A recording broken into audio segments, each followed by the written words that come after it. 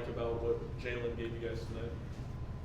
Again, Jalen's really been focused the last week or so. I mean, really, he knows we need him, and I think he was really in tune with what we were doing. I thought both offensively and defensively, and just really proud of him. He and Coach Morgan have spent a lot of time together working on just the simple things that we need defensively, and he's out there trying to do it, and it's all new to him. And we're asking him to do a lot of things that he hasn't done in the past, and he would tell you that, but he's got a wonderful attitude to try to get out there and expand his game, and I thought he was really solid. I thought Felix had a great mindset. Overall, our post guys were doing a lot of switching, and with that said, when we did switch some, they were rebounding hard in the first half, a lot because those switches put us in a tougher position to rebound the ball. Again, Jalen, and I thought Jacoby played his best half of the season. I thought the way he worked the game for us, managed the game, was really, really good. And games like this, Rob Lanier is really one of the greatest blessings that God ever brought into my life. I love him to death, and I told her, I said, these guys are going to come in and play hard. They're going to be aggressive. They're really well coached. That's easy to see them do. They did some of the things that we thought, really trying to get physical with their guards, and we knew they were going to hit the glass hard. And when we scheduled this game a year ago, it was before he, lost 3 starters to the portal. But I know this: if I were building a program, he'd be one of the first guys I'd call. And the success that we had at Texas and here to start with, he's had so much to do with it, and I love the guy to death. And it's always hard when you play guys that you feel that emotionally tied in to, but I'm really proud of him. I mean, his team, they never quit, and they never will. And Rice is really lucky to have him. And again, I think he's one of the most underrated coaches in college basketball. Mike. Rick, do you have an update on JP? And when someone's kind of got the injury history he has, how long? They don't know, Mike, what it is, but they just said, all I can tell you is a left leg injury. I mean, it looked like when that play happened, the guy went in between his legs, and it looked, what I saw, maybe hyperextended it, but they'll do more tomorrow. But right now, they just, all I can tell you is they said this is his left leg. But their caution, I guess, would be the word for it. But we'll see tomorrow. Rob, Ben, Wes. So just post play in general, how much different are you able to play this year than you have been the past 3 or 4 years with 5 legit guys? Well, we are different. We can run them in there, and over time, we hope we can wear people down. And one thing, looking at the numbers, I wish we'd have gotten Dwayne on the floor more tonight. I do know that, but we still could.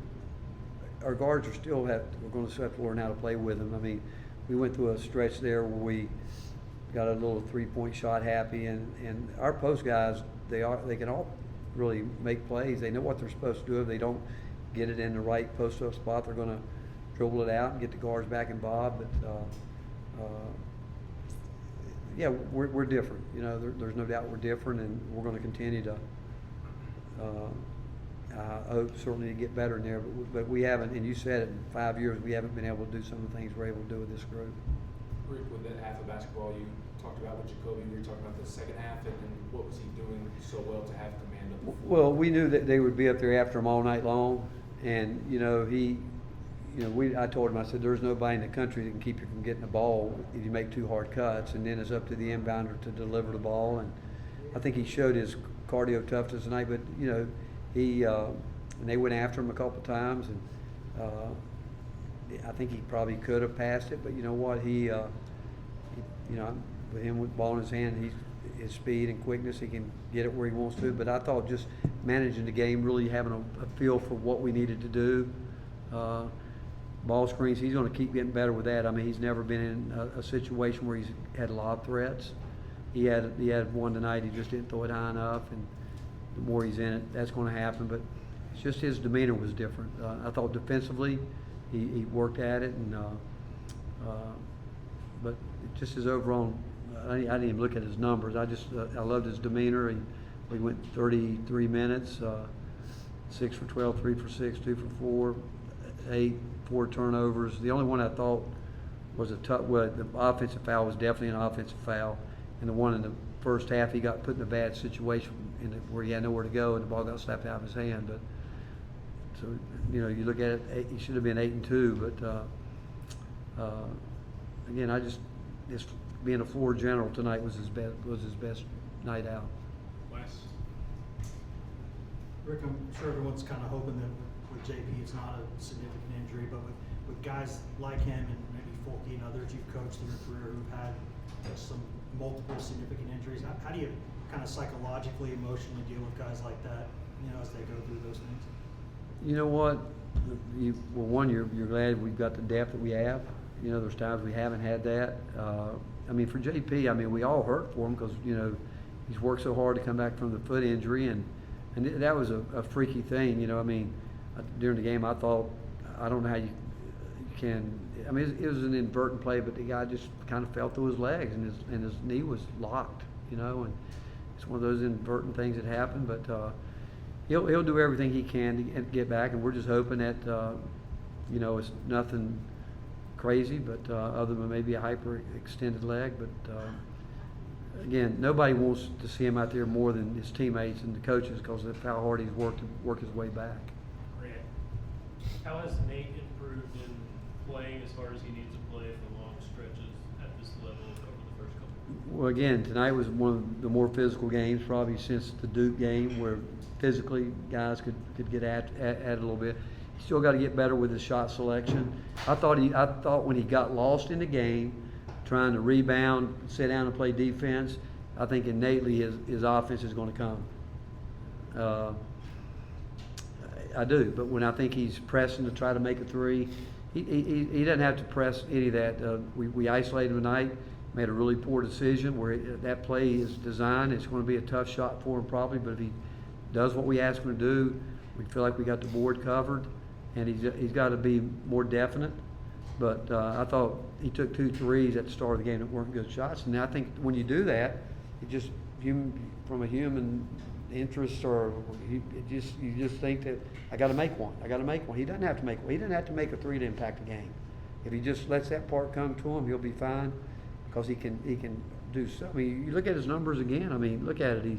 He should have been 6 for 11. He should have been 0 for 2.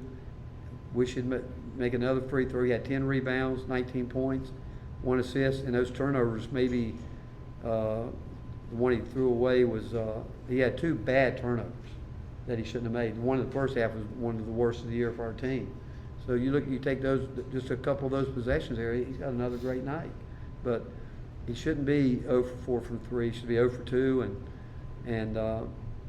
but he's learning. He's learning. But I thought tonight he really sat down and tried to guard. I mean, he, you know, again, Coach McLean had the scout, did a great job, and we knew what was coming, and he got back cut, and we went over that over and over. It goes back to he'll continue to learn how to use the scout report, I think. You know, I think he'll learn how to use it. And but he just got to settle in and let the threes come to him, and he'll be fine. Right. What were your thoughts on Felix's performance tonight, and what will you need from him if JP's out for a bit? I heard the first part about Felix. What was the second part? What will you need from him going forward if you're without JP? Well, defensively, I mean, you look at Felix's line, man. I mean, look, he was where is he on here? You know, 8 for 10, 4 for 4, 8 rebounds. He picked up how many fouls? He picked up some fouls in there, and that's another thing that Nate does really well. But Felix, just he and Jalen both, our guards. I mean, our post guys did a pretty good job when we're switching on those guards, trying to stay in front of them. And what we need from him is consistency, and keep fighting for his space. And you know, I told him, I said, you'll get in there and get on the free throw. I mean, he's a good free throw shooter. And I said, you got to throw up shots or go up, you know, strong and get fouled. And but he was locked in defensively tonight, and we need that every night. 3 more questions. Paige, Mike, Ryan. Yep. Rick, just a little bit more on Felix. What do you think switched for him in the second half, where he had 15 minutes of play and I think 14 points came in that second half? It always goes back, you know, if he we do what we practice, where they get in the rhythm where they're used to catching the ball, where his teammates know how to get the ball. It goes to him fighting for his space, getting off those screens, getting to the rim. Because Jacoby, he's looking for those. He's looking for those lobs. He is. He's looking for them. But running, I think he had a turnover tonight. He shouldn't have taken the ball out of bounds. That's not what we want him to do. But if he works, I'm telling you, he's as hard a worker as we have on the team. He really wants to be good, and it goes back to him sitting down, getting his space, knowing where he wants to be, and those shots aren't easy shots in there when you're playing against guys that.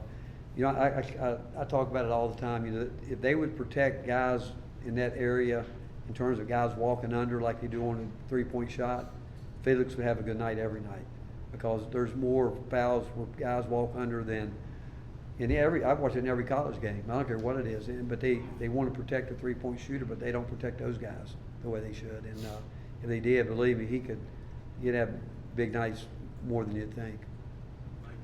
You kind of touched on it there, but Jacoby with the lobs to Felix, how long does it take for guys to build chemistry with that, and where's theirs at this point in the season? That's a great question, because it takes more time than you think. It's not just the lob there, it's the other reads, and every game it can be different. Jacoby himself is learning how to read different ball screen coverages, whether they're going to jump him or whatever covers they might be in. But he's learning to play with a really good pace, and he's learning where that, like earlier, he was getting a lot of his lobs blocked because he's going too deep. He knows it's got to happen pretty much before he gets to below that foul line, definitely before he gets below the foul line area normally. But he's had to go from playing down here, drop-offs, to getting it up, and he would tell you that first day we worked on it with him, he said, I've never done this, but in a short time, he's come a long way. Last one from Ryan. How did Ethan respond to some of the things you were on him about last week, and what was different for him today? Really proud of Ethan. You know what? He obviously started last game, wasn't a good start for him. Bounced back in practice, and really going into yesterday, we thought we would come back and start him again, but Mo is really the guy that's going to win that fifth spot consistently. Is going to be the best defensive guy of the group, the most consistent guy. And Bishop, that's why Bishop was starting, and I think defensively Mo earned that start tonight. But again, I thought he did. Mo was 1 for 7. He should be probably 1 for 4.